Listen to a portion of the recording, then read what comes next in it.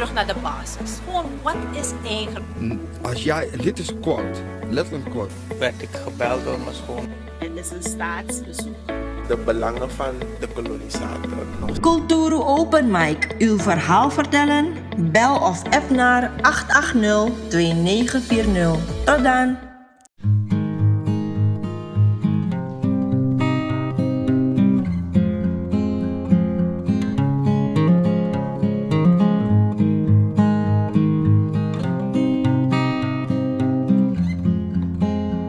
Wil jij werken als verzorgende medewerker of huishoudelijke hulp?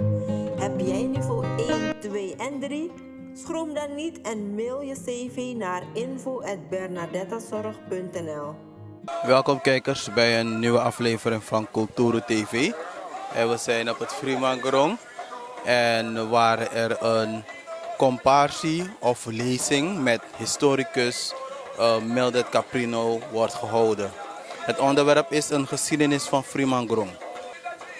Dit is in het kader van Kitty Kotti en het gaat erover hoeveel en wat is overgebleven van dat verleden. Dus wij gaan nu hierbij een kort verslag laten zien over hoe deze dag is verlopen.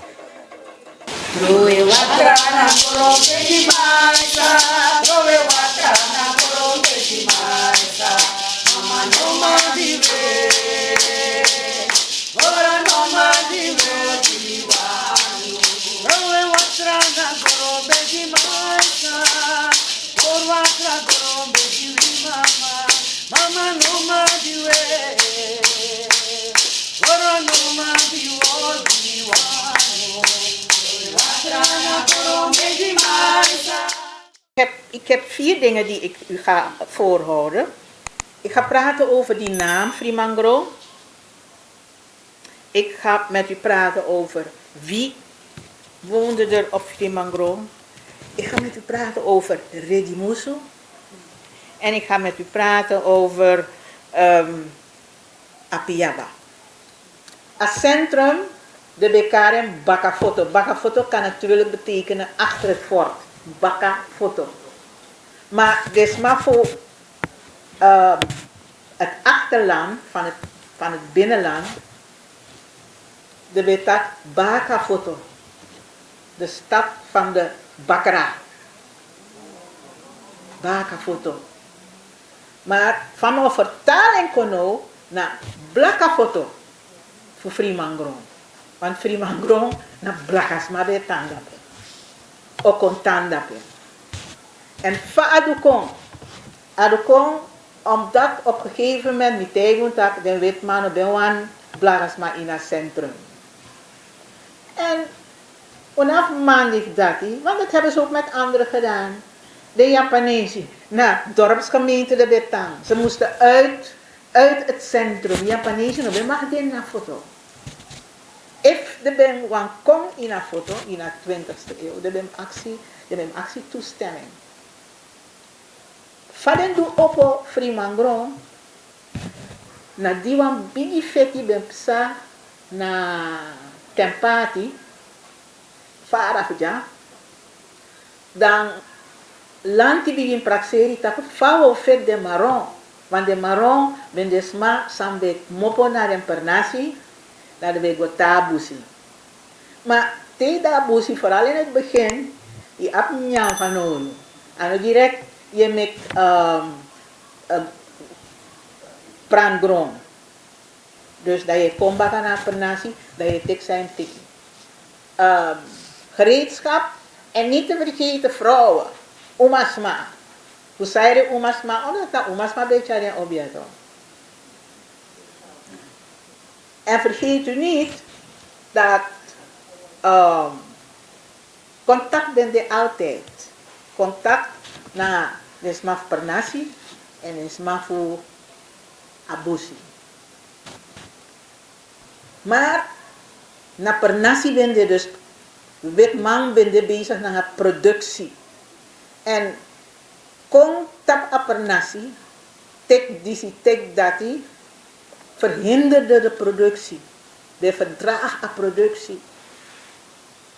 Dus, de man begint praxeert, dat zou doen we gaan ze bestrijden.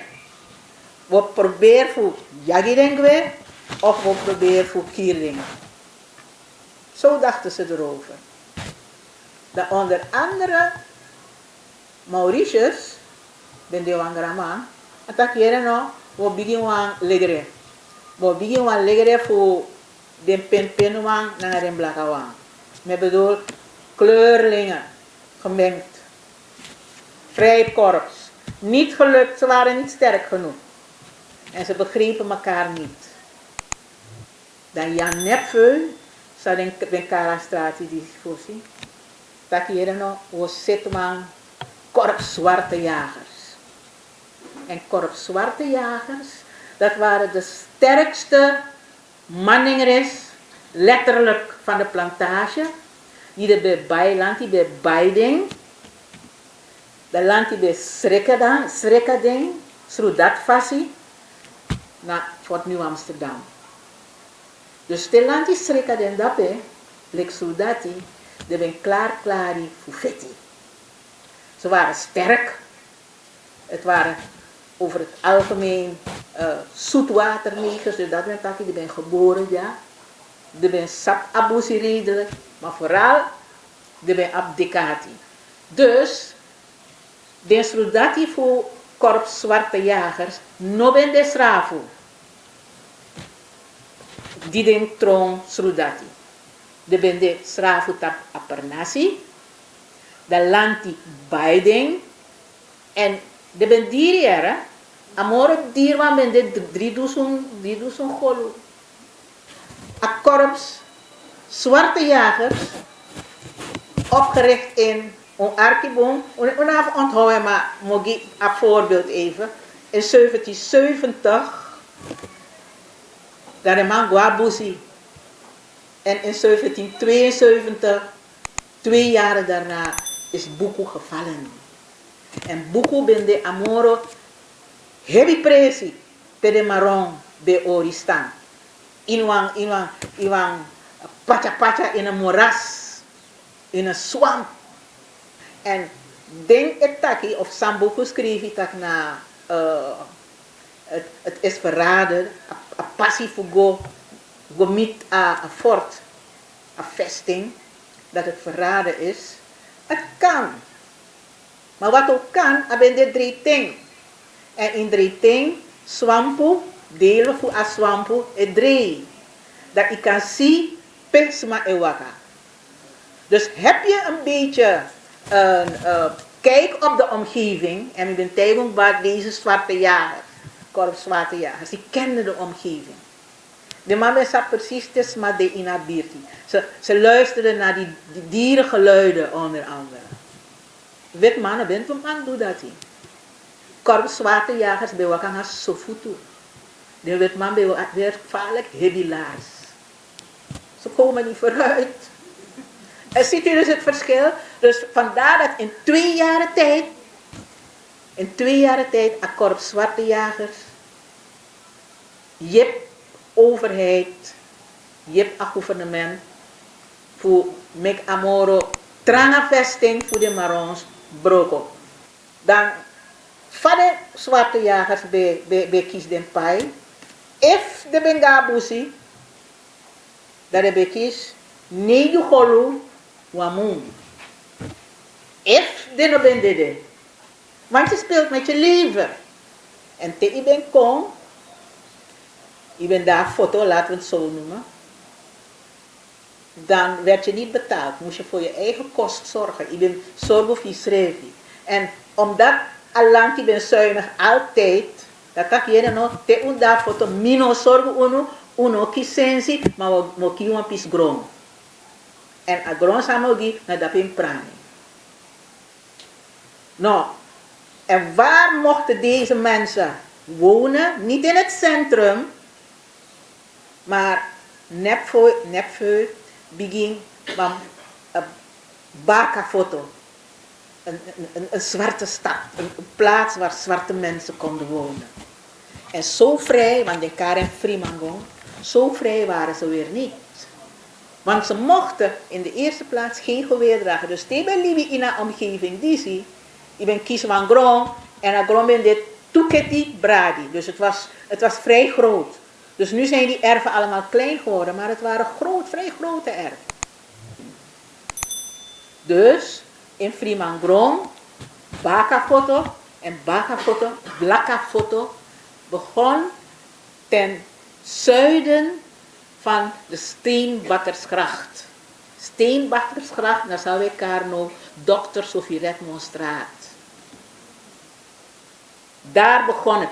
Daarvoor, dus voor die Steenbakkersgracht, woonden er andere mensen, kleurlingen, mensen die ingekleurd waren. De Boncoro, de Yara, de Pustisi, dat zie je believe. En aan deze kant, tussen dus de Steenbakkersgracht, Wanikastraat, Zwartehovenbrugstraat, opgaand naar de stad, links, want rechts naar Trasmabelibi. Zo was die stad verdeeld. Zo was die stad verdeeld. Men gaf precies aan wie waar moest wonen. En wat erg belangrijk was, in het begin, de bekies was baret, was groene baret. Maar dan later, de cheng controng was rode baret. Dus aan een muts, een rode muts, was musu. En daaraan kon je onderscheid maken tussen die witte en die zwarte. Maar nu komt het verhaal dat die korps zwarte jagers eigenlijk vochten tegen zwarte mensen ook. Snapt u? Dus toen is het leven gaan leiden, is er een leventje, ik noem het een mythe, gaan ontstaan van Redimusu zijn verraders. Want ze vechten tegen eigen mensen. Dus if you want koswasma, dan je you nou een Redimusu. Misschien was het voor die tijd goed, op een of andere manier, maar we moeten ermee ophouden, want het wordt nog steeds gebruikt. Het wordt nog steeds gebruikt. Maar laat me u één ding leren vandaag. If Redimusu no bende, Famir Manjari, no boder na Fremangrom. Zouden er geen plot, zouden er geen erven zijn, want het waren juist deze soldaten die met hun leven in principe op spel hebben gezet, bezit hebben vergaard, waar tot de dag van vandaag families genieten. Minetak boedeltori, maar in ieder geval in handen van de families zijn gebleven. En wie is wie? Want net wat ik u zeg dat er overlopers waren, zo waren er bij de Marons ook overlopers die zeiden van ik wil me aansluiten bij die korps zwarte jagers. Dus ik ga nu niet kiekeboe spelen, maar echt wil ik in het leger van het korps zwarte jagers. Dus nogmaals, Redimusu is ons aangeleerd om tegen elkaar te zeggen je bent een verrader. Maar dat heb je in alle gelederen.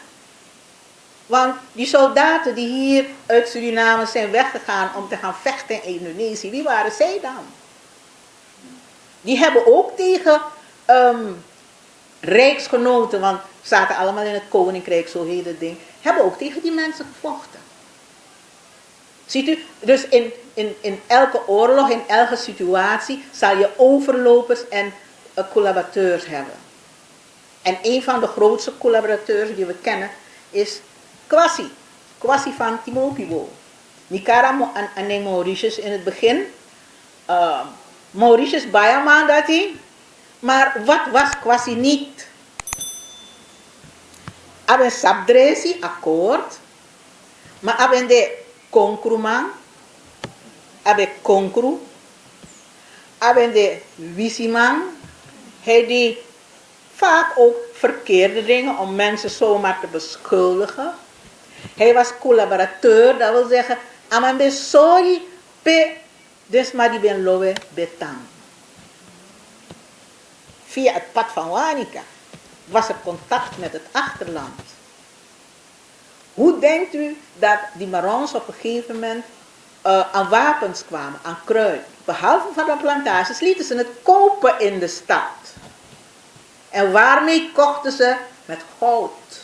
Vandaar dat er plakkaten zijn, wetten, die een verbod hadden opgelegd dat ze geen handel mochten drijven. Dus de stedelingen, de plantagemensen mochten geen handel drijven met de Marons. Om deze zaken. Omdat die man bij Saptak, die man bij Tjintje, die bij Tjintje zat. Dat er contact was. En hoe wisten de mensen in het achterland, in het bos, dat er maar expeditie kon? En dan ook concludeer. Eigenlijk, afasi van de witman behandel Blagasma was een van yo-yo. De ene keer wel, de andere keer niet. Want ze mochten de godsdienst van de witte mens niet volgen. Dus ze mochten geen hervormd worden, ze mochten geen ze mochten geen katholiek worden. Pas later EBG. Dus witman religie, die we mag abi. Maar hun eigen religie mochten ze ook niet hebben. Nee, dat mocht niet. Maar juist, dus het broeieert. Je mag het niet, je mag het niet, je mag het niet. Maar, nogmaals, in het onderbewustzijn heeft die zwarte mens een veerkracht. Je know toch? Openlijk mag niet. Ik moet een manier vinden om toch te zingen, zonder dat jij het verstaat. En het ergste wat die witte mensen vonden van de zwarte mensen, dat ze niet begrepen wat er werd gezongen. Ze konden zich niet voorstellen dat men op een drum sloeg en zong. Ze begrepen het helemaal niet. Dus, als je het niet begrijpt, wat doe je dan? Verbieden. Fa apiyawa dudoro ja. Ze is in Ghana geboren. En ze was handelaarster. Bij zeer visie. Bij zeer visie. Ze was vermogen. De aanwas maar kies trobi da kosi. Dat plus, behalve asma sa akosi, akos a koning toe. Dus die bron dat je doet, los aan niet. Dus wij kunnen boos zijn, dan zeggen we iets, dan nemen we Chan mee. Ja? Dan gaan we Chanificeren. Toch? Is niet iets van vandaag. Dus Apiyama had die bron zodanig dat ze vond dat de tegenhanger was van een andere clan. Was van een andere groep. Was van een andere leefgemeenschap. Haar benadeeld had in die handel. De Akosi. En ik stel me voor dat Akos Tevi, plus ze heeft die koning ook ervan langs gegeven. Toen is ze voor het gerecht gebracht, want Ghana was toen de tijd een territorium waar die Hollanders erg veel macht hadden. Dus ze is niet naar Suriname gekomen als katibo of slaafgemaakte. Want toen ze hier is gekomen, is ze als, Ikankaren, een soort in exile, in banneling juist. Siningo naar Fort Nieuw Amsterdam. En daar niet als gevangene, als vrije arbeider. Of arbeidster. Dan die den onderzoek in papieren en ze komen erachter van zeg, hé, dat is eigenlijk niet zo waar iemand. Dan den ging wampis grong naar Freeman grong. Aan de gemeentelandsweg in erfpacht. In erfpacht. Dus, met die vraag ga ik u wegsturen van wie kan ons aangeven waar ongeveer Apia Jari was? In 1918 staat er officieel een advertentie in de krant van haar curator. Wat is je abcurator? Die abcurator, die bezittingen. En dan vraagt de curator om contact te maken, zij die iets schuldig zijn, maar ook zij die iets moeten ontvangen. Het staat er. Ik heb u vanavond een aantal insteken gegeven waar ik een interpretatie heb beoogd om u aan te geven van zeg luister, in mijn is aan kiezen trafassie. Ja, en net van mijn takkie no? Tegenwoordig hoor je all the way dekolonisatie. Wij kunnen niet dekoloniseren, onthoud dat. De leren dat hier no, dekolonisatie naar een moederland en Lucio. Maar wij kunnen dat niet. As massa en Naki en as massa en Vira pak slaag zijn niet hetzelfde. Dus wij moeten een ander proces ondergaan. En het proces dat we ondergaan noem ik onthechting. Maar onthechten kan je niet als je elke keer in de handen van Oranje valt. Dank u wel. Suriname altijd dichtbij, je sap vatten. In Meati, Srana.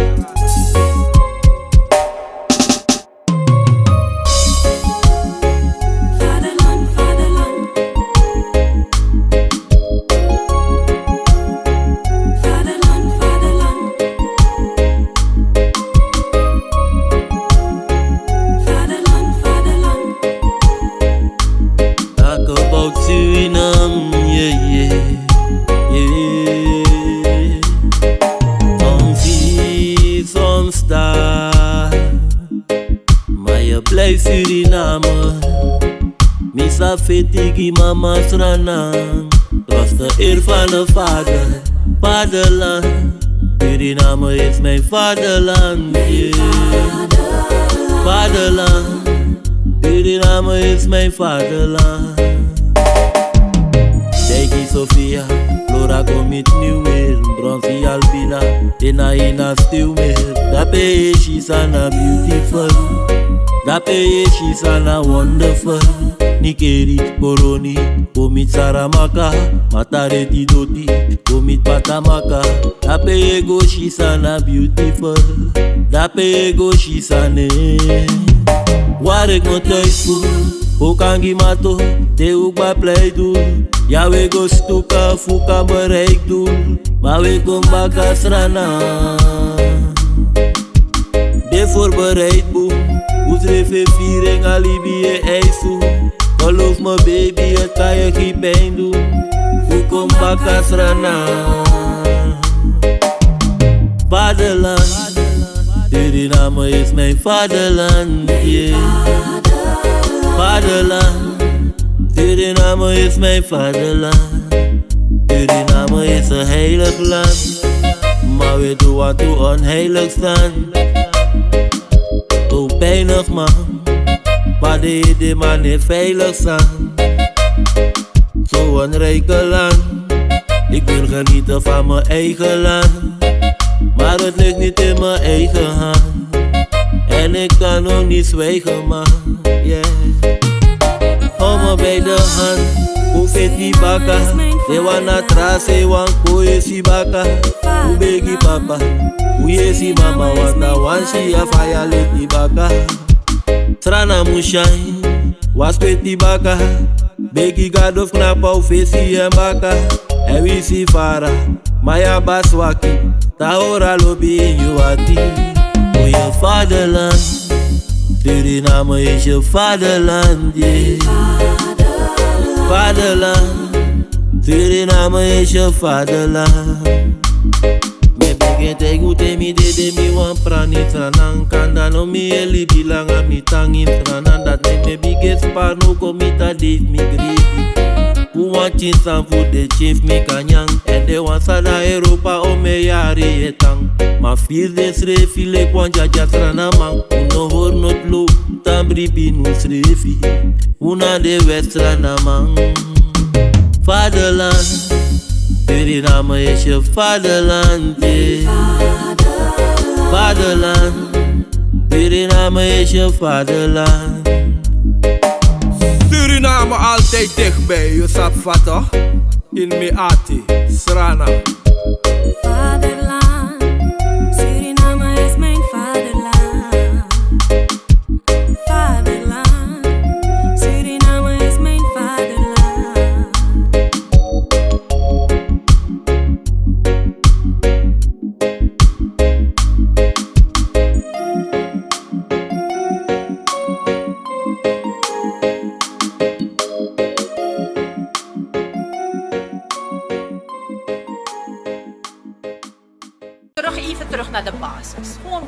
is eigenlijk...